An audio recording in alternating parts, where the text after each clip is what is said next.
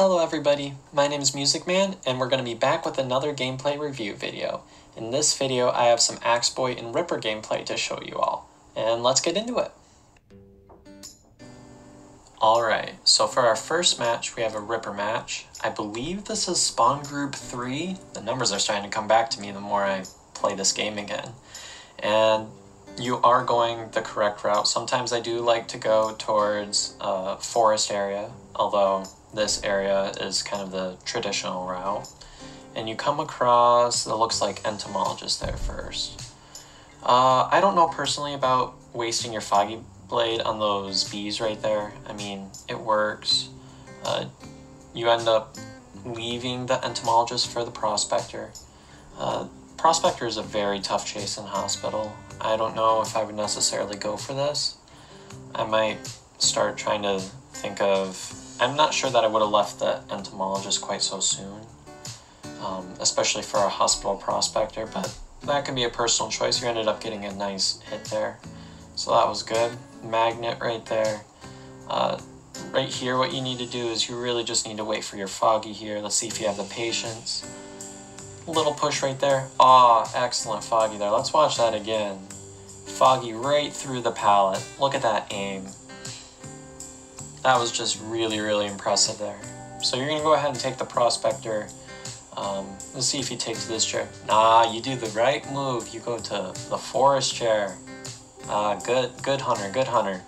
That is exactly where you want to go, because this one in the corner is very easy to camp, very open, and you're able to see a lot further from that area. So I really like that chair a lot as a hunter. Alright, so I would probably be stopping here, seeing what ciphers are being decoded.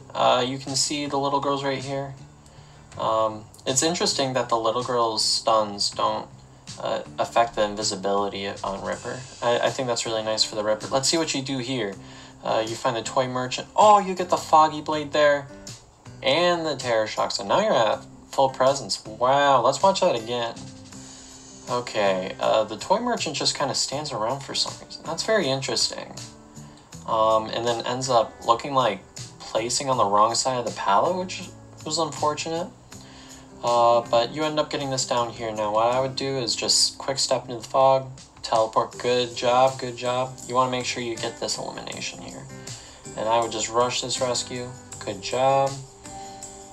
And you're about to get this foggy, so there's not going to be a whole lot the survivor's able to do. Let's see what you can do here. Little girl tries to buy block.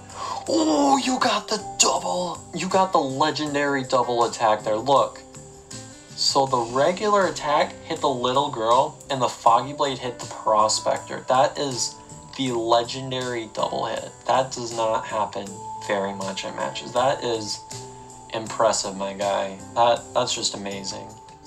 Okay, so after that attack, the match is, well, obviously over.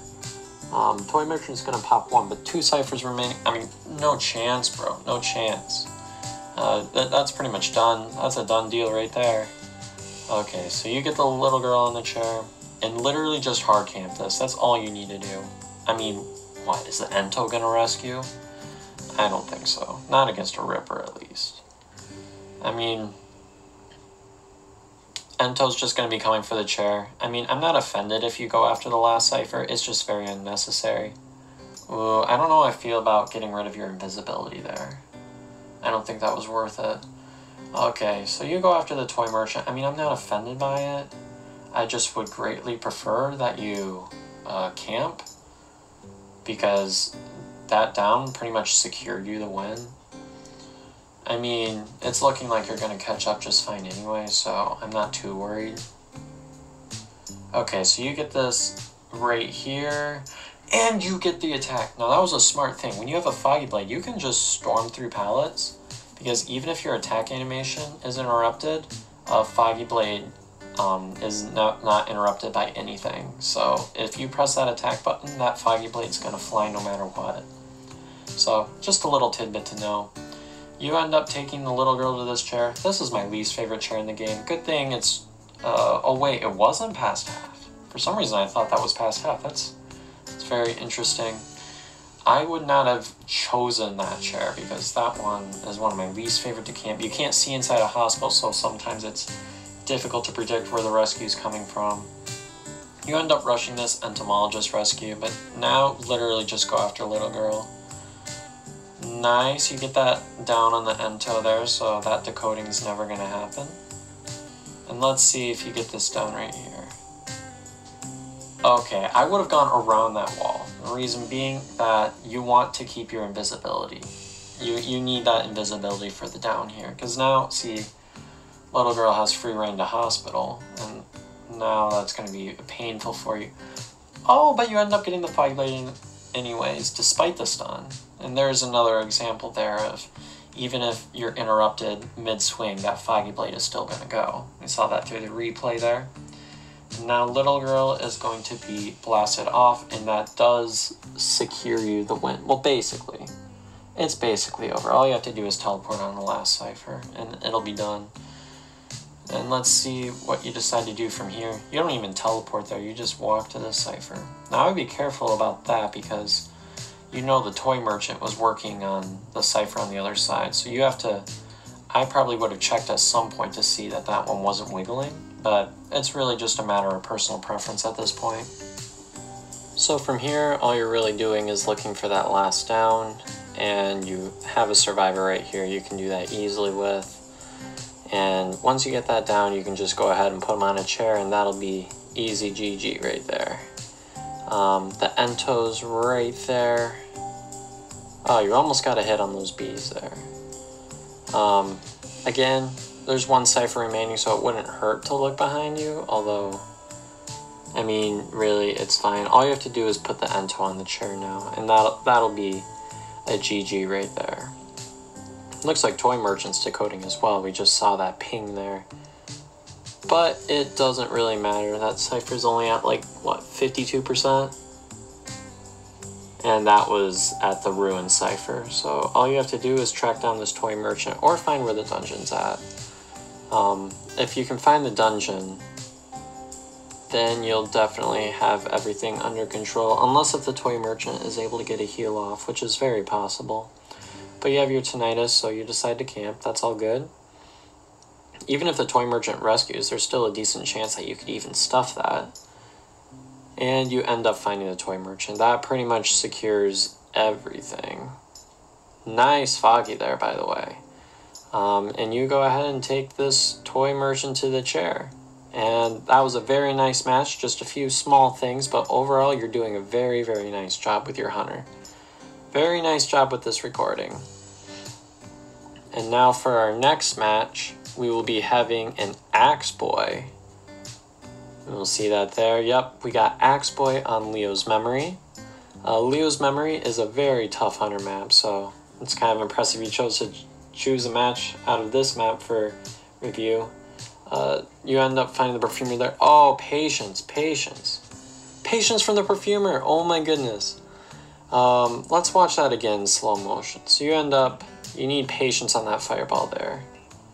You end up getting a miss there, but that Perfumer decides to go back, and that gives you a free hit right there. So there were multiple mistakes from both sides there. That was not super clean gameplay right there, but you end up getting the upper hand with that hit there on the Perfumer. Now, a lot of times what you want to do with Axe Boy is, first of all, you need to rely on your patience. Axe Boy is a very patient hunter. He plays that way. Ooh, that blind snipe. I definitely would not have gone for that because there was a decent chance that would have missed, although you ended up getting that down there. But if Perfumer were to juke that, you would have been in a rough position. I generally would not recommend shooting fireballs until the survivor is in your line of sight. And let's see how your camping game is. So you have 5 ciphers remaining. Nice early down. I would probably place a tree here, but no matter. You can take an account of what ciphers are wiggling there to see what that rescue is likely to be coming from. And you end up going far this way, despite it looks like that rescue's not coming from this direction. So now at this point, your job is to do what you can to delay this past half. And it looks like it might just naturally go past half. Yeah. Hit the forward, hit the forward, hit the forward, hit the forward, hit the forward, hit the forward, hit the forward. You want to rush this rescue. As soon as if it's barely past half, rush the rescue 100%. Ooh, that was a very far away fireball. That was fairly jukeable. Yeah, see, you could have rushed this rescue a lot sooner. Again, usually you're not going to get that terror shock. Again, miss the fireball, that kind of hurts. And he still gets the rescue off anyways. You're probably going to get harassed by the forward some. Yeah, we see that there. That forward's coming. So whenever a forward rescues, a lot of times you want to pay attention. Ooh, another blind snipe. I would have waited till that perfumer was in the line of sight. I mean, it was a nice shot, but it seemed pretty lucky to me rather than... Because there was no way you could have known that the perfumer was there.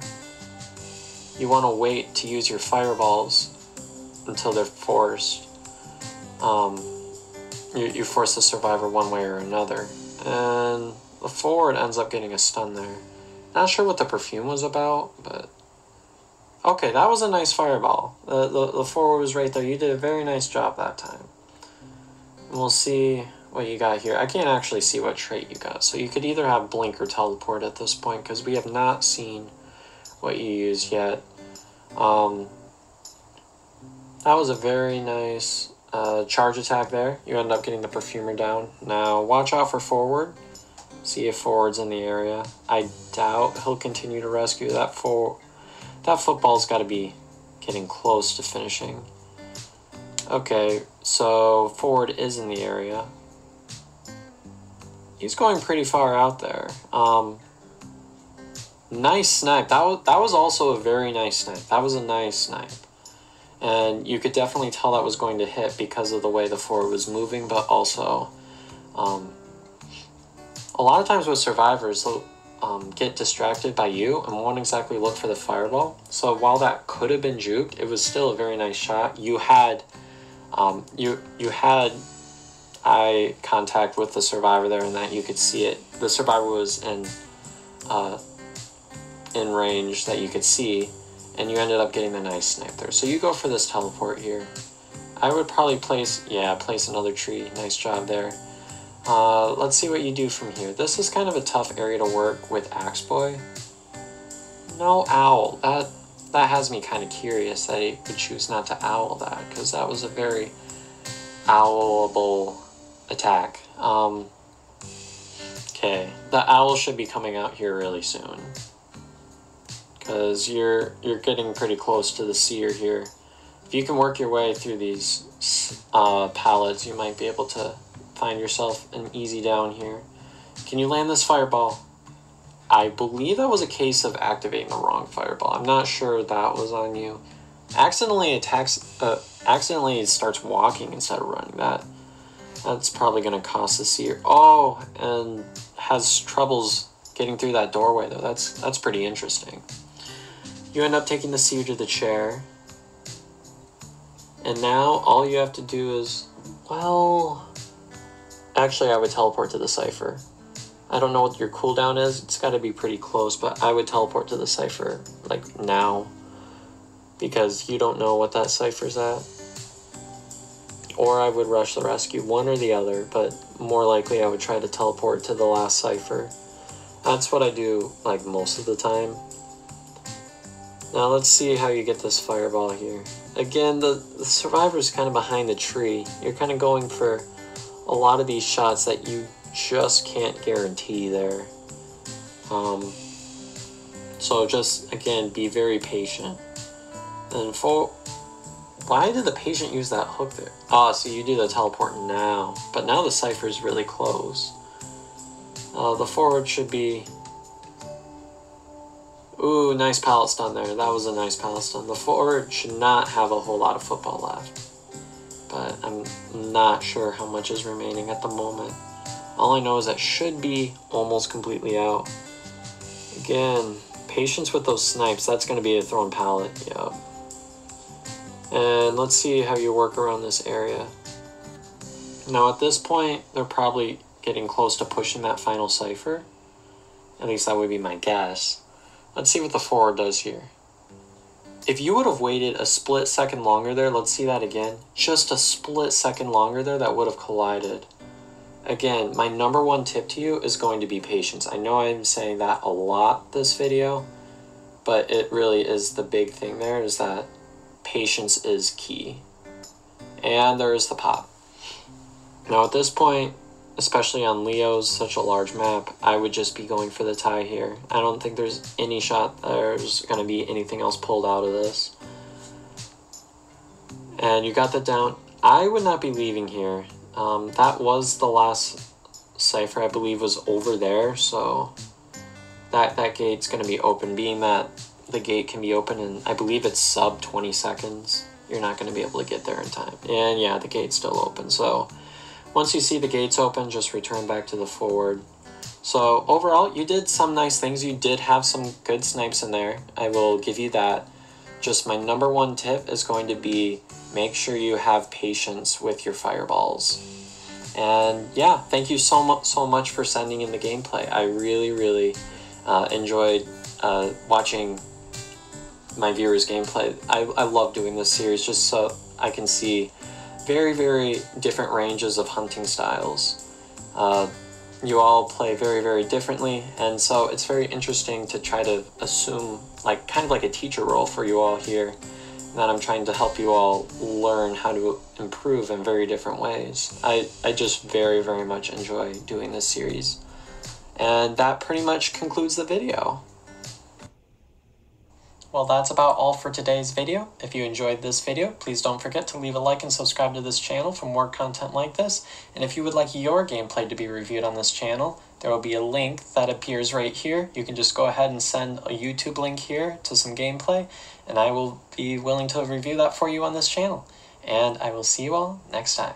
Bye-bye, everybody.